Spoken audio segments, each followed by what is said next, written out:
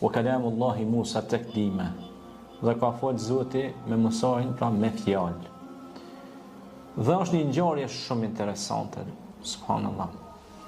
Pikërisht në pjesën që quhet ku ka zbrit në Turi Sina. Wa tini wa zejtun wa Turi Sinin.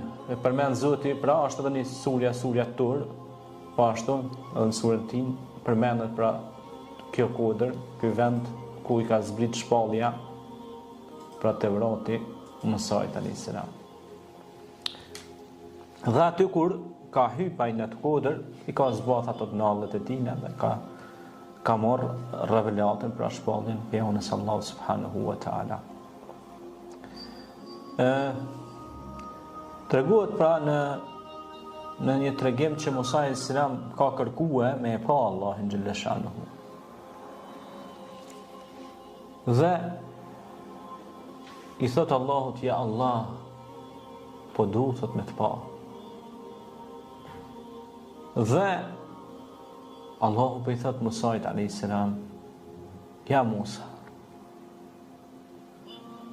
unë muj me ta mundësu vesh një pjesë vogël të nurit tem, dritës teme. Do më thonë, imagjino për dritës Allahut, ju Allahun e pa.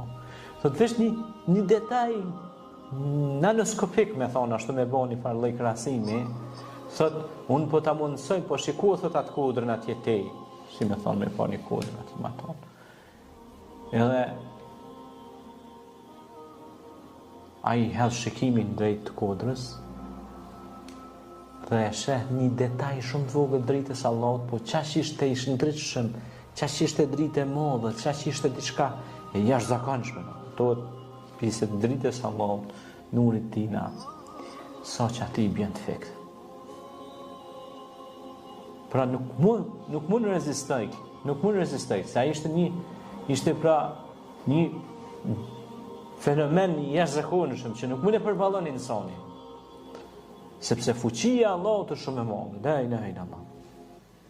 Tash llogarete një mikrodetaj shumë i vogël, i një mikro detaj të një pjesë dritet nurit Allahut. Tash llogarete se çfarë madhështie ka krijuesi. Laysa kamithlihi shay'un wa huwa as-sami'ul basir. Asgjë nuk është si ai është dëgjuesi, është shikuesi, është Allahu subhanahu wa ta'ala. Pra, por as dëgjimi, as shikimi i tij nuk munden me qenë pra sikur dëgjimi dhe shikimi njerëzor. Nuk mundi krahason ato. Se shikimi dhe dëgjimi i Allahut subhanahu wa ta'ala